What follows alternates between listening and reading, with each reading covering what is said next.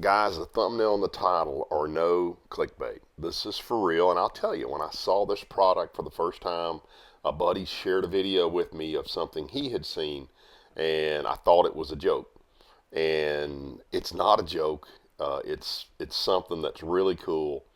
And I'm not going to put a bunch of filler in this. I'm going to give you a whole bunch of detail on the back side of this video about the guy that developed this and how this product came to market, how it came to be. But this comes from the folks at Jones Marine Electronics, who you guys know I've had a really good relationship with for several years now. And they have met and partnered with a young man. And I love working with young, but not just young, with any kind of entrepreneurs in my regular insurance day job and in my fishing world as well. But this is NBT Marine, and NBT means the next big thing. And this truly, truly is the next big thing. So this is a product that it's pretty mind-boggling. So this right here is an Apex 13. That's the highest definition Humminbird on a really big screen. Now I run a 12-inch unit on my boat. I run a 12-inch Helix, which is not a high definition unit. We'll talk more about kind of later in this video the different units from the different companies and when what's high definition or not. But that's a 13. That's bigger than anything I have in my boat. Now Terry runs a 15, which is huge, and I love that 15 he runs at his dash. He runs a 15 Helix in his dash. But I want to show you what this Humminbird is Apex right 13. here. Roughly the same size as a Helix 12, roughly, but it's HD, so you have a better screen resolution. Now, the next big thing I want to show you is, again, that's a 13-inch unit. By the way, there's a motor in this picture there. That is a 22-inch unit. Let me show you the dimensions on that. That's a 13-inch screen. Yeah, that's a little bigger. That's a 22-inch screen. Okay, guys, I'm doing this a little different than what you would typically see when somebody shows a new product to the market. And obviously, I don't even have one of these yet, right? You're gonna see a little chuckle at the end of this video where I start working on getting one. But what you're going to meet Mitch in a minute, and Mitch is the guy who developed this. Didn't develop the technology. Actually, this technology has been around. You'll see it on cruise ships. You'll see it on jets. A lot more on private jets. I've been fortunate enough to get to fly on one a couple of times in my life, in my 61 years. But basically, it's a multifunction display unit. And some people would call it a mirror, but the difference is with a mirror unit, which is what you see a lot of times on cruise ships and planes and also on big offshore boats, is a mirror unit simply shows what the main control unit shows. You don't have the ability to control that unit from a mirror unit. What Mitch has done is he's developed a very large, up to a 22 inch. He's got a 16 and a 22 inch multifunction display units where you can actually control, and actually you don't even need a head unit. We'll talk more about that, but you can control the multifunction, everything you would be able to control on a Garmin unit and also on a Lowrance unit. We'll talk a little bit, but most of this is around Garmin units. You could control the unit as if you were touching the unit itself just through this multifunction display. And he's been able to do that and make it watertight, really good guarantee on it. He's figured out how to control the heat in it, which was apparently quite tricky. He's figured out how you can view it with sunglasses, which a lot of the cheaper units you simply cannot do, the mirror units that is. And again, you can now control the unit fully without touching the main unit that actually is the brains of the fish finder. So, and then last thing he's done, which I've kind of alluded to, but I haven't said, is it is a touchscreen screen. So his earliest prototype units had buttons. Any buttons, kind of like the old Ranger dashboards, you're going to have potential problems with water. He's eliminated that problem by going to a touchscreen. So this is a really cool setup. Let me introduce you to Mitch, and then we'll come back and talk a little bit about pricing, talk about different configurations, how it actually works. And then once I show you that, we'll go back and I'll give you the full interview with Mitch and also with Michael and let you see all that. So here we go. All right, guys, so I promised y'all we were going to show you something new, unique, completely different. I'm here with Seth Fighter. Not here with Seth Fighter Jr. I'm here with the Seth Fighter Mini-Me is what I'm here with. So this is Mitch. Mitch, where are you originally from? Canada, Northwestern Ontario. Northwestern Ontario. I could not point to that on a map. Oh, it's far as you can go north. Okay, so smallmouth country. Yeah, we'd say that. What else do y'all fish for up there? Big muskies. Big muskies, all right. Sir. So you are a serial tinkerer. Would you say that's correct? I would say that. I've built just about everything you can build that's half redneck, half badass. All right, so 4-ish years ago, you saw kind of where the industry was going, but you wanted something bigger. Yes, sir. So you started tinkering. Yes, sir. So that's when LiveScope first came out. It was getting pretty big, and everyone was going from the 9-inch graphs, and we had to have 12s. And then the crappie guys were going to the 16s, and the bass guys were slowly moving over. So when I bought them, we started going, man, this is crazy how much electronics cost. $6,000 for a 16-inch fish finder just seemed mind-boggling. So I went to work in my garage. Me and my dad helped me first when I first started doing it, and he's like, just go at it and start playing around and seeing if you can make something cool. So that's what I did. I started reverse engineering, trying some different stuff, playing with different monitors, testing all kinds of different panels and boards, and here we are. We came out with our own. So before we go there are less expensive options you can buy off Amazon to sure. basically have a head unit that will read other units and let you do this. For sure. What are the challenges of doing that? So there is other options out there. They make 20-inch, $300 waterproof monitors, they call them. And for starters, they say they're high brightness, but you can't see them in the sun like you can see a Garmin, a Hummingbird, a Lowrance, or an NBT now. The heat on them, they're not rated for the high heat outside. For example, you take your cellular device, you put this on the deck of your boat. Remember how it comes up and says, too hot, cool down? Well, that's a big problem when it comes to these units, and we designed ours to not overheat, just like the other big brands out there.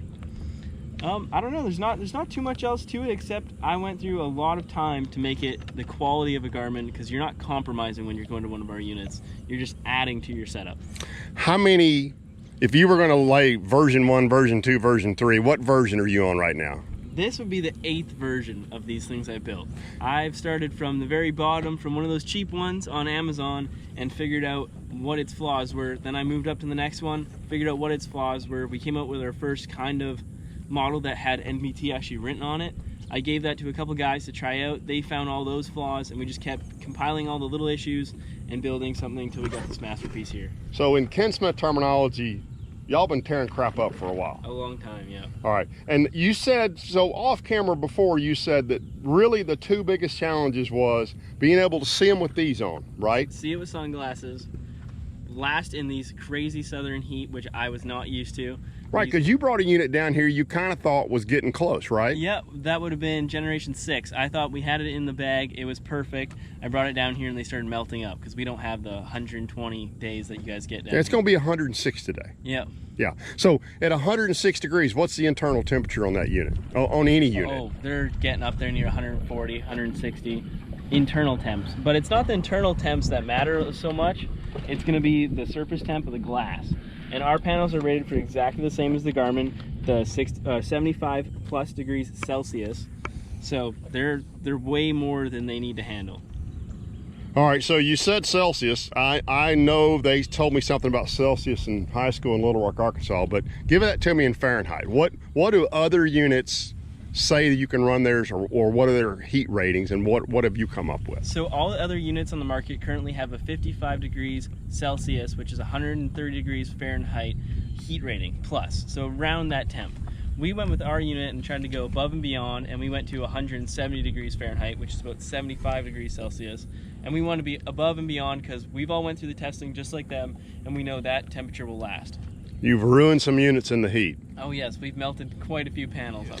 What is the largest other unit that is designed that can be gimbal mounted on a bass boat? The most brands go up to 16 inches is your common gimbal mount. Once you get past that, they're more flush mount designed for like offshore center consoles and stuff like that. We designed our unit to be flush mountable and gimbal mounted at the larger sizes of the 22 plus.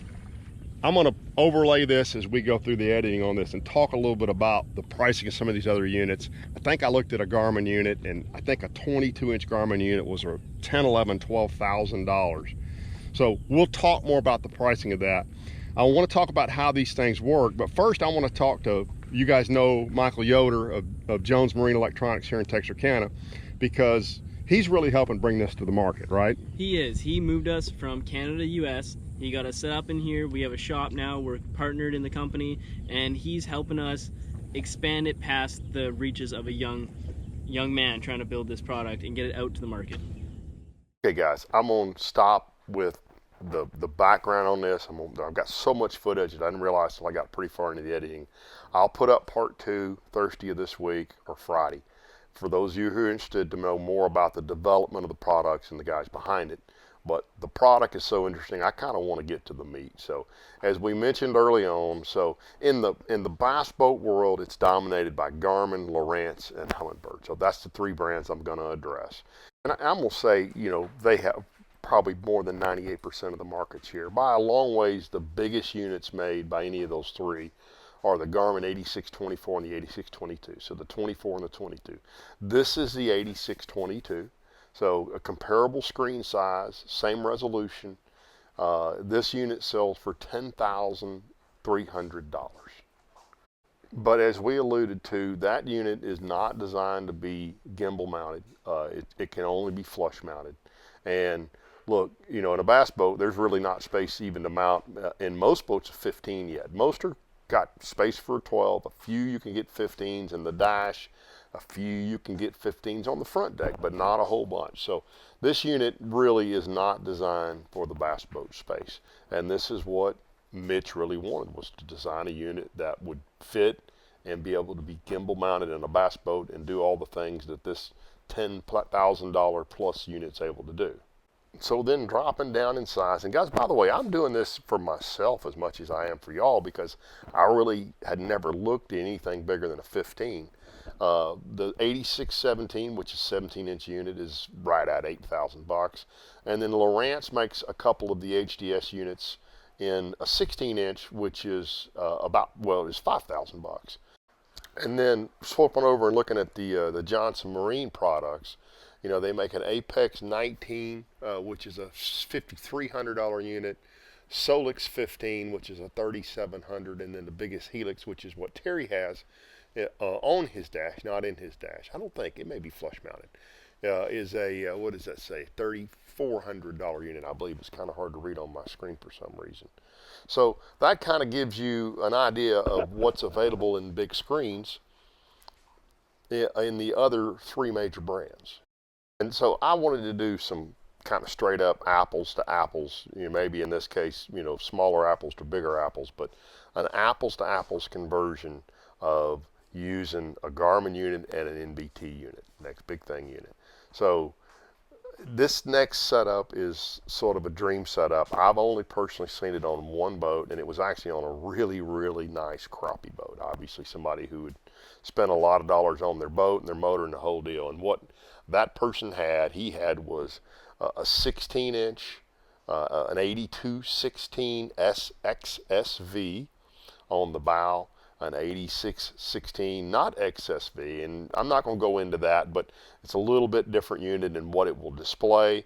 And then on the dash, he had basically the same 2 units set up. So he had 2 16s on the bow, he had 2 16s at the dash, and I'm sure there's a couple of pros running that same setup, but that is an incredibly expensive setup. So that setup would run you $23,400. So you would have complete LiveScope, side imaging, everything you might possibly need at both the bow and the dash, in 4 16-inch units.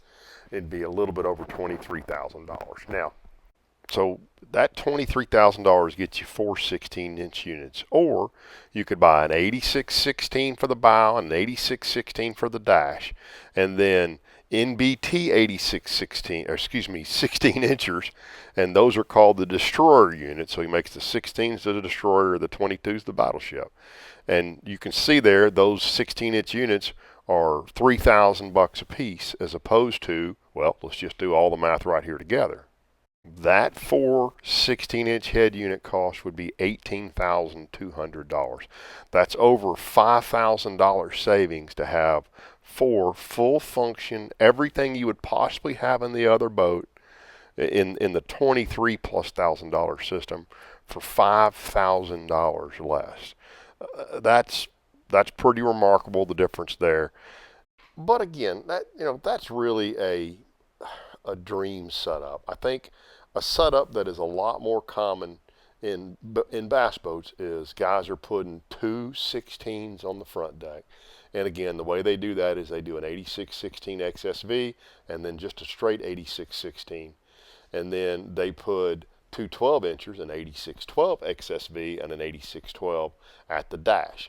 And the total setup price on that particular, well, the total unit cost on that setup. And by the way, on all of these, I'm ignoring LiveScope transducers, which, for any of these units, you'd have to have LiveScope. But I'm just saying, looking at the head unit cost, you'd be here for those 4 units at $19,400. Now, what you could do rather than that is have 2 86-12 XSVs at the dash and link them. And let me talk a little bit about exactly how this works right here, guys. If you already have 8,000 series units, doesn't matter the size, any of the 8600 series, you can link them directly to one of these NTB monitors and have full function from both of those. So in this case, if you had 2 86-12 XSVs at the dash, you could have two 16-inch destroyers on the front deck, and you would have exactly the same functionality as if you had 4 Garmin units in the boat. And the price difference, once again, is pretty remarkable. Guys, this is once where I did catch, as I was working back through the edits, that I made a mistake here, because to do this setup, you would need 2 86-12 XSVs. So that bottom right one wouldn't be right. You'd have to have a $4,100 unit down there. But that still brings in this setup at $14,200. So it's still more than $5,000 less. And frankly, the 22 inches are only $1,000 more. So for 16.2, you could have 22 inchers if you could fit it on your front deck. So the ability to save money with these units is really pretty amazing. Guys, I'm going to share with you, take it one step further. You're going to see in part 2 of this video, we do some measuring of the split screens on the 22. And I really believe you could go to a single 22 and be extremely satisfied. And if that's the case, you're spending $4,000 for one unit on the front deck versus $6,000. Now you're down to about $11,700. Now, for guys who do not have a Garmin unit, you can actually, instead of buying a Garmin unit to work off of, you can buy the Garmin 8700 black box. And just basically think of the black box as if you're buying a Garmin 8000 series unit without a screen. Now, normally, you wouldn't want to do this because it's a $4,000 22-inch screen and it's a $4,100 black box, so you'd spend $8,100. But for the time being, Jones has got a combo package, and you can buy those two together for $6,800. So if you don't have a Garmin, you can have a full function 22-inch NBT. It's called the Battleship, with just as if you had an 8000 series Garmin on the boat with a much bigger screen for $6,800. Now again, you still got to buy your LiveScope if you don't have a Garmin, but your LiveScope transducer. But it's a good deal for guys who don't have a Garmin, and obviously, you're going to get, well, it just gives you a lot more options, right? Or if you want to go to a second Garmin, if you've got one you're going to mirror off of, that's a way to get a second big unit on the boat and have multiple screens for your Garmins. I said at the front, this was kind of an exploration for myself as well. So looking at my boat, I have 3 12-inch Garmins on my boat. I have an 86-12 XSV and an 86-12 at the front for scope, because I'm running 2 scopes on the boat. And then I have an Echo Map at the dash that I'm using for side imaging. and then I have a 12-inch helix at the dash for mapping, and then I've got that little 10-inch helix at the bow for mapping. I can replace the Garmin at the dash with a 16-inch NTB destroyer, leave the helix next to it for mapping, and replace both of my Garmins on the front with a 22. And I'll show you that in the second part of this video, what that looks like. Because again, you can split screen that 22 and have huge screens. So I think I want to go to a 22 on the front, keep that little bird kind of tucked down there at the bottom for mapping, and I can save several $1,000s on my electronics. So look, we're going to go a lot more in part 2 of this about which units you can and can't use from a Garmin standpoint. When you use certain units, you do lose a little bit of resolution. You lose, actually not resolution, you lose picture size, but you upgrade the picture. Mitch is going to talk all about that. And we're going to talk a lot more about the development of this product as well. And then they're also going to talk about what you got to do to make it work on a Lowrance as well, because it will work on some Lowrance units. So I'm going to leave it there, guys. I'm going to throw in one more thing. And again, I am not on staff with these guys. But what I am going to tell you is I think there are 60 of these units. I think there's 40 22s and 20 16s, or at least there were last week, in the United States, and I think there's about that many more coming in the next 90 days. I fished with Yoder. We fished together on Wright Patman this afternoon that you're watching this video, and I have never been with anybody whose phone rang like his phone rang. The word is out. These are out there. I don't know, exactly how long they're going to have them.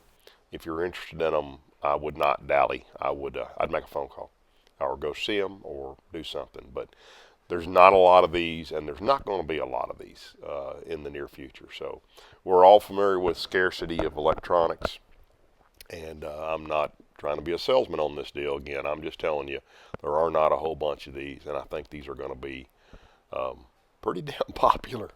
So stick around. We'll have more for you guys later this week, giving you kind of the whole story behind the unit's development. And I think it's pretty interesting. So thanks for tuning in, guys, and we'll see y'all. We're actually going to Rayburn this weekend, too, so we'll have some Rayburn footage up, as well as some kind of fun Wright Patman flipping footage up for y'all pretty soon as well. Thanks, guys.